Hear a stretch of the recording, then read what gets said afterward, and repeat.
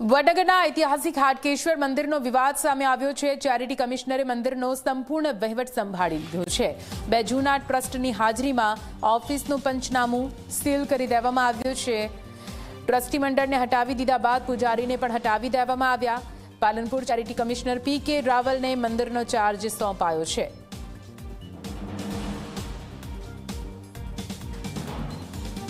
તો આપ જો ઐતિહાસિક હાટકેશ્વર મંદિર જે વડનગર ખાતે આવેલું છે તેના ચાર્જને લઈને વિવાદ ચાલી રહ્યો હતો। જો કે પાલનપુર ચેરિટી કમિશનર પી.કે. રાવલને હાલ તો મંદિરનો ચાર્જ સોંપાઈ દેવામાં આવ્યો છે।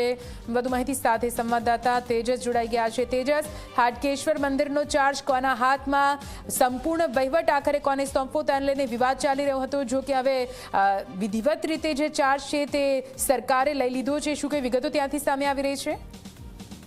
બિલકુલ એ કહી શકાય કે હાટકેશ્વર મંદિરના ટ્રસ્ટીઓને રદ કરવા બાદ કહી શકાય કે એક મોટો વિવાદ સર્જાયો હતો। જે વહીવટદારને જે છે તે ચાર્જ સોંપવામાં આવ્યો હતો। જ્યાં સુધી આગામી ટ્રસ્ટીઓની જે છે તે નિમણૂક ન થાય, ચૂંટણી પ્રક્રિયા ન થાય ત્યાં સુધી વહીવટદારને ચાર્જ સોંપવામાં આવ્યો હતો। પરંતુ ટ્રસ્ટીઓ દ્વારા જે છે તે ટ્રસ્ટ કાર્યાલયને તાળું મારીને જે છે તે ત્યાંથી નીકળી ગયા હતા। ત્યારબાદ કહી શકાય કે ગઈકાલ રાત્રિ દરમિયાન જે જૂના ટ્રસ્ટીઓની હાજરીમાં ઓફિસનું પંચનામું કરી સીલ કરવામાં આવ્યું છે। ટ્રસ્ટ મંડળ હટાવી દીધા બાદ પૂજારીને પણ હાલમાં તો હટાવી દેવામાં આવ્યો છે।